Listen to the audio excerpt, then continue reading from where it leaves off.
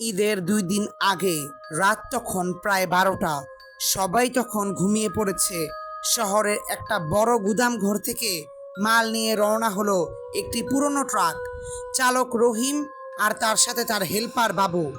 রহিম এক পুরনো অভিজ্ঞ চালক, কিন্তু আজকের রাতটা কেমন যেন অদ্ভুত ঠেকছিল তার কাছে।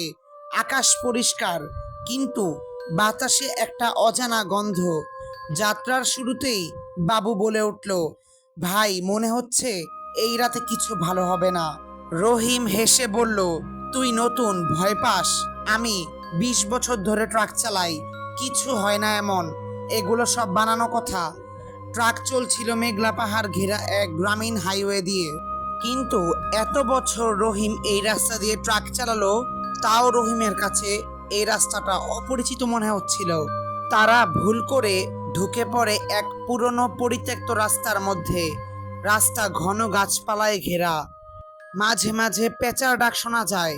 বাবু বলে, এই রাস্তা তো ম্যাপের মধ্যে দেখাচ্ছেই না। রহিম একটু চিন্তিত হয়ে বলে, চল দেখি এই রাস্তাটা কোথায় গিয়ে বের হয়েছে। দেখতে দেখতে চারপাশ আরো অন্ধকার হয়ে যায়। হঠাৎ ট্রাকের সামনে একটা সাদা শাড়ি পরা নারী দাঁড়িয়ে থাকে। জোরে ব্রেক কষে ধরে রহিম, কিন্তু কেউ ছিল না। ট্রাক থেকে নেমে দেখে চারপাশে কেউ নেই। হেল্পার বাবু হঠাৎ চিৎকার করে উঠল, ওই মহিলা এখন আমাদের পেছনেই দাঁড়িয়ে। রহিম ঘুরে দেখে সত্যি এক রক্তমাখা মুখ তাদের ট্রাকের পেছনে দাঁড়িয়ে, মুখ দিয়ে একটা গর্জনের মতো শব্দ করছে।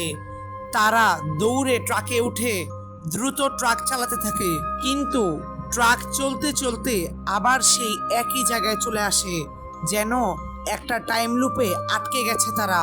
রহিমের হেল্পার বাবু হঠাৎ কান্না করে বলে, এই রাস্তার গল্প শুনেছিলাম বহুদিন আগে। একটি ট্রাক দুর্ঘটনায় এক মহিলা সন্তান সহ পুড়ে মারা যায়। তারপর থেকে কেউ রাতে এই পথে গেলে আর ফিরে আসে না। রহিম হঠাৎ মনে করতে পারে, আজ যেই মালামাল তারা নিচ্ছে সেটা ঠিক সেই একই কোম্পানির যার গুদামে সেই আগুন লেগেছিল। এতক্ষণে রহিমের ট্রাকের হেডলাইট বন্ধ হয়ে যায়। চারপাশ অন্ধকার। ভেতর থেকে হঠাৎ কে যেন দরজা খুলে ট্রাকে উঠে পড়ে। একটা ঠান্ডা কণ্ঠস্বর শোনা যায়, তোমরা কেন এসেছো? আমার ছেলেকে খুঁজে দাও। এরপর রহিমের বুঝতে আর কোনো বাকি থাকে না। সে ভাবে এই ট্রাকের মধ্যেই হয়তো কোনো স্মৃতি আছে। রহিম তাদের মালামালের ভেতর থেকে একটা কফিন পেল, সম্ভবত একটা মৃত শিশুর। মহিলা তার ছেলেকে খুঁজছে। ভোর হওয়ার আগেই রহিম ও বাবু কফিনটি সেই জঙ্গলের মাঝে রেখে আসে। কিছুক্ষণ পর আবার ট্রাকে ফিরে আসে।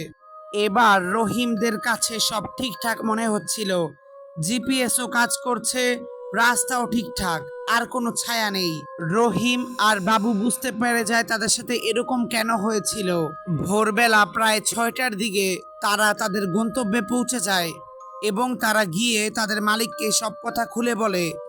এই ছিল আজকের ঈদ স্পেশাল গল্প, ঘন কুয়াশার রাত। ভয়ের এই যাত্রায় যদি আপনি আমাদের সঙ্গে ছিলেন, তাহলে জানিয়ে দিন কেমন লাগলো গল্পটা।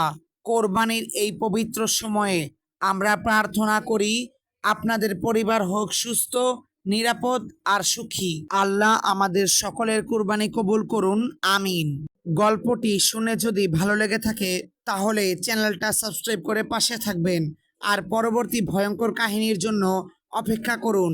ভয়ের গল্প শেষ, এবার বিদায় নেওয়ার পালা। পরবর্তী রাতে আবার দেখা হবে এক নতুন আতঙ্কের সাথে। সেই পর্যন্ত ভালো থাকুন আর সতর্ক থাকুন। ভালো করে ঈদ উদযাপন করুন। সকলকে ঈদ মোবারক।